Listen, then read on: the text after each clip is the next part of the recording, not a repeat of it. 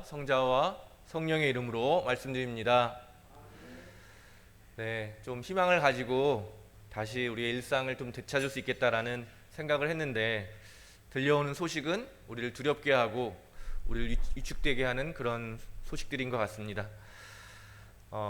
새로운 유행이 다시 한번 시작되면서 가장 높은 대응 단계인 4단계로 내일부터 격상이 되고요. 그래서 저희 교회는 2주 동안 모든 예배를 잠시 멈추고 온라인으로 비대면으로 예배를 진행해야 할 것 같습니다. 동이 트기 전에 가장 어둡다는 말로 위로해 보려고 하지만, 함께 이제 다시 만날 수도 없고 또 우리의 일상이 더욱 위축된다고 하는 이 사실 때문에 마음이 어둡고 착잡한 것도 사실입니다. 그러나 우리가 지금까지 오랜 시간 동안 이 어려움 속에서도 우리의 신앙은 멈출 수 없고, 또 하나님께서 우리를 향한 사랑도 멈추지 않는다는 것을 우리 다시 한번 기억했으면 좋겠습니다. 다시 한번 희망을 가지고 마침내 코로나가 다 종결되어서 모두가 다시 한번 일상으로 회복되었다고 하는 그 소식이 울려 퍼질 그 날을 바라보면서 이 위기의 순간에 다시 한번 하나님과 더 깊이 교제하시는 여러분 되시기를 바랍니다. 하나님을 붙드시고 하나님의 말씀에 귀를 기울이시고 우리를 두렵게 하는 그 풍랑을 향해 잠잠하라고 담대히 선포하시는 저와 여러분이 되기를 간절히 바랍니다. 오늘도 여러 가지 어려움을 뚫고 아버지의 집에 오신 여러분을 예수님의 이름으로 환영합니다. 예수님의 이름으로 축복합니다. 오늘 함께 읽은 복음 성경에 나오는 인물, 헤롯이라는 인물인데요. 성서에는 헤롯이 3명이 나오는데 이렇게 구별되어 있지 않고 똑같은 헤롯 왕으로 표현되어 있기 때문에요, 좀 헷갈리게 되는데요. 예수님이 탄생하실 때 그 예수님을 죽이기 위해서 죄 없는 어린 아이들을 죽였던 헤롯이 한 명 있고요. 또 오늘 본문에 등장하는 세례 요한을 죽이고 또 예수님이 십자가형에 처해진 그 재판 때에 등장하는 헤롯이 또 다른 헤롯입니다. 그리고 사도행전에 야고보를 참수하고 베드로를 옥에 가두었던 헤롯은 또 다른 헤롯인 거죠. 그래서 총 이 3명의 헤롯인데요, 다 이름이 같은 걸로 알 수 있듯이 한 가문의 사람들입니다. 그런데 사람들은 우리가 헤롯을 그냥 별로 중요하지 않게, 왜냐하면 악역이고 호감이 가는 인물이 아니기 때문에 별 관심을 두지 않는데, 오늘 말씀을 묵상하면서 이 헤롯의 모습이 속에서 저의 모습을 좀 발견하게 됐습니다. 헤롯의 모습에서 현대인들의 모습을 발견하게 되었습니다. 사실 헤롯에 대해서 조금 알게 되면 현대인들이 가장 원하는 이상적인 인물은 사실 예수님이 아니고 헤롯이라는 사실을 알 수가 있습니다. 오늘 어떤 사람이 목표가 됩니까? 우리 아이들에게 물어보면 능력 있는 사람, 또 야심이 크고 그 야심을 이루는 성공하는 사람, 대단히 큰 권력을 가지는 사람, 또 어떤 일을 하더라도 성공을 쟁취하는 그런 사람을 어떤 좋은 사람의 모델로 우리가 생각합니다. 헤롯은 바로 이런 사람의 유형이거든요. 굉장히 야심차고 또 자신의 능력으로 그 왕위를 쟁취할 정도로 능력 있는 사람이었습니다. 그래서 그는 사람들의 환심을 사기 위해서 도시를 건축하고 신도시를 만드는 거죠. 그 신도시를 힘이 있는 권력자에게 바치기도 하고 사람들에게 무상으로 제공하기도 합니다. 놀라운 건축물들을 많이 세운 위대한 건축가이기도 한데요. 그래서 오늘날로 보자면 헤롯을 성공한 사업가, 또 성공한 정치가, 또 위대한 예술가라고 표현할 수 있겠습니다. 우리 대부분이 꿈꾸는 유능하고 성공한 사람의 모습이 바로 헤롯의 모습입니다. 그런 그에게 세상의 성공, 권력을 쟁취하기 위해서 살아가는 그의 앞에 세례 요한을 통해서 선포된 하나님의 말씀이 그의 앞길을 가로막습니다. 그는 하나님의 말씀을 듣기는 하지만 또 그것을 존중하기는 하지만 그 말씀을 사랑하고 그 말씀을 실천하지는 않습니다. 그는 말씀보다 세상의 성공, 부귀와 명예를 더욱 사랑하는 사람이었습니다. 그러나 그럼에도 불구하고 그는 자신 있게 하나님도 사랑하고 세상의 재물도 사랑할 수 있다고 생각하고 믿는 사람이었습니다. 대부분의 현대인들이 하고 있는 생각이겠죠. 하나님도 믿고 세상의 부귀영화도 누릴 수 있다. 오늘날 많은 사람들이 생각하는 그런 생각일 것입니다. 그는 자신의 손에 들어온 모든 것을 자기가 통제할 수 있고 자기 마음대로 할 수 있다고 믿는 사람이었습니다. 그래서 그는 세례 요한을 옥에 가두고 자기가 필요할 때만 자기가 그것을 들을 수 있다, 통제할 수 있다라고 했던 것입니다. 그런 그가 결국에는 세상의 성공을 유지하기 위해서 하나님의 말씀을 자기의 삶에서 끊어낼 수밖에 없었다라고 하는 것이 오늘 성서가 우리에게 보여주는 이야기인 것입니다. 당연한 귀결인 것이죠. 예수님께서도 마태복음 6장 24절에서 아무도 두 주인을 섬길 수 없다. 한 편을 미워하고 다른 편을 사랑하거나 한 편을 존중하고 다른 편을 업신여기게 된다. 너희는 하느님과 재물을 아울러 섬길 수 없다. 아멘. 예수님이 하신 이 말씀처럼 헤롯은 결국 미루고 미루던 선택을 결국 해야 되는 그 순간을 맞이하게 되는 것입니다.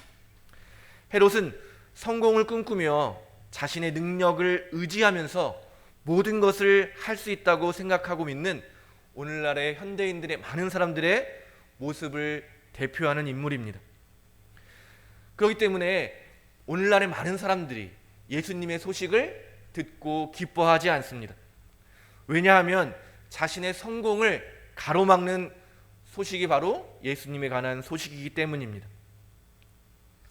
예수님에 관한 소식은 그런 생각을 가진 사람들, 성공도 할 수 있고 하나님도 같이 소유할 수 있다고 믿는 사람들에게 그들의 삶의 한계를 드러냅니다. 그들의 삶을 불안하게 만들고 결국 그들의 죄를 들추어내기 때문에 기쁜 소식으로 들리는 것이 아니라 불안하고 듣기 싫은 소식으로 들려오는 것입니다.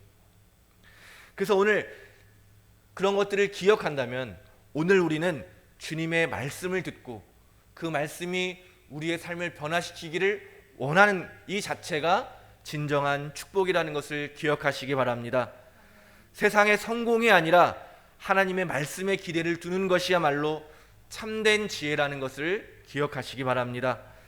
우리를 불안하게 만드는 그 말씀을 듣고 그것을 피하는 것이 아니라 그것을 거절하는 것이 아니라 더 말씀 앞으로 나아가서 그 말씀에 순종하는 것이야말로 참된 용기라는 것을 기억하시기 바랍니다. 그러나 대부분의 사람들은 어떻게 합니까? 자신을 불안하게 하고 자신의 한계를 드러내고 또 자신의 죄를 들추어내는 소식에 어떻게 반응합니까? 구약의 많은 사람들이 예언자에게 했던 것을 성서는 이렇게 기록하고 있는데요. 하나님의 말씀이 들려올 때 귀를 틀어막고 몸을 돌려서 그 말씀을 거절했다. 자신이 쌓은 성공의 그 탑을 포기할 수 없기 때문에 말씀을 거부하는 선택을 많은 사람들이 흔히 선택하는 것입니다. 그러나 어떻게 되고 맙니까? 그 결과는 우리가 다 잘 알지 않습니까? 영원할 것만 같았던 세상의 성공은 아침 안개가 어느새 사라져버리는 것처럼 그냥 다 사라져버리는, 의미 없다는 것을 인생의 마지막 때에는 누구나 다 알게 됩니다. 오히려 영원한 생명을 선택했어야 하는데 그 기회를 놓치게 하는, 성공이라고 하는 정말 허무한 안개와 같은 것을 선택했던 자신의 삶을 그 마지막 순간에 허무하게 느끼고 또 외로움과 절망과 후회 속에서 그 마지막을 마감하게 되는 것 아니겠습니까? TV 프로그램 중에 세계사를, 역사를 가지고 이렇게 같이 하는 프로그램이 있더라고요. 저희 아이들이 좋아해서 같이 보는데 프랑스의 유명한 왕 루이 14세 절대 왕이죠. 그래서 태양 왕이라고 하는 불리는 사람인데 그 사람에 대한 이야기를 쭉 해주는데요. 그는 스스로 아폴론 신이 되기 위해서 뭐 여러 가지 행위도 하고 또 지금도 아주 유명한 관광지죠. 베르사유 궁전을 어마어마한 규모로 건축을 하면서 또 자신의 이름을 높이기 위해서 전쟁을 일으키고 그래서 결국 오랫동안 그런 막강한 권력을 누리고 살았는데 죽을 때는 굉장히 비참한 모습으로 죽게 됩니다. 뭐 수십 가지의 병을 달고 죽지도 못하고 고통스러우면서 이렇게 살아갔다고 하는데요. 죽는 순간에 아들에게 유언을 남겼는데 너는 나처럼 살지 마라. 이렇게 권력을 사랑하지 말고 백성을 사랑해라. 또 자기의 이름을 높이려고 하지 말고 그런 쓸모없는 일에 매달리지 마라 라고 신신당부를 하면서 삶을 마감했다고 합니다. 그러나 그가 벌인 지나친 탐욕의 결과로 그의 아들 또 그의 손자까지 비참한 삶을 살게 되고 잘 아는 것처럼 프랑스 혁명이 일어나게 되는 것입니다. 이처럼 아무리 위대한 권력도 아무리 위대한 부귀와 명예도 우리의 삶을 망가뜨리지 우리의 삶을 축복해 주지는 못한다는 것을 역사의 여러 인물들을 보면 우리가 잘 알 수가 있습니다. 그래서 오늘 우리는 이 예배의 시간에 우리에게 들려오는 하나님의 말씀에 순종하는 저와 여러분이 되기를 바랍니다. 그 말씀에 희망을 두는 그런 시간이 되기를 바랍니다. 예수님께서 처음 선포하신 말씀, 때가 다 되어 하나님의 나라가 다가왔다. 회개하고 이 복음을 믿어라 라고 선포하신 것처럼 오늘 이 예배를 통해서 우리의 삶에 회개하고 주님께로 나아가게 되기를 바랍니다. 그렇게 될 때 우리를 불안하게 하고 우리의 한계를 드러내고 우리의 죄를 드러내는 그 하나님의 말씀이 오히려 기쁜 소식으로 변화되는 그런 시간이 될 줄로 믿습니다. 바로 지금 우리가 그 일들을 경험하게 되기를 바랍니다. 우리가 영원히 누릴 하나님의 나라를 선물로 얻는 그런 귀한 시간이 되기를 바랍니다. 우리는 비록 헤롯처럼 유능하지도 못하고 그런 큰 성공을 거두지는 못했지만 헤롯이 결코 얻지 못했던 더 큰 선물을 받은 사람들입니다. 세상에서 성공한 이들은 우리가 상상할 수 없는 그런 향락에 취해 살지만 사도 바울로가 말했듯이 우리가 선물로 받은 하나님의 나라는 먹고 마시는 일이 아니라 성령을 통해서 누리는 정의와 평화와 기쁨입니다. 우리는 하나님의 자녀가 되는 특권을 얻었고 그래서 하나님의 나라를 상속받은 상속자입니다. 하나님께서 하나님 나라를 통해서 우리에게 약속하신 기쁨과 평화를 누리며 살아가는 사람들입니다. 그러나 이런 우리들을 세상 사람들은 어리석다고 비웃고 또 우리를 짓밟으려고 그렇게 하지만 십자가의 순환 앞에서 예수님께서 제자들에게 하신 말씀을 다시 한번 기억하고 붙드시기를 바랍니다. 너희는 세상에서 고난을 당하겠지만 용기를 내어라. 내가 세상을 이겼다. 아멘. 우리를 이미 구원하신 하나님의 은총 가운데 살아가시는 저와 여러분이 되기를 간절히 바랍니다. 오늘 헤롯이 보여진 어리석은 삶이 아니라 언제나 우리의 모범이 되시는 예수님의 삶이 저와 여러분의 삶이 되기를 예수님의 이름으로 축원드립니다. 성부와 성자와 성령의 이름으로 말씀드렸습니다.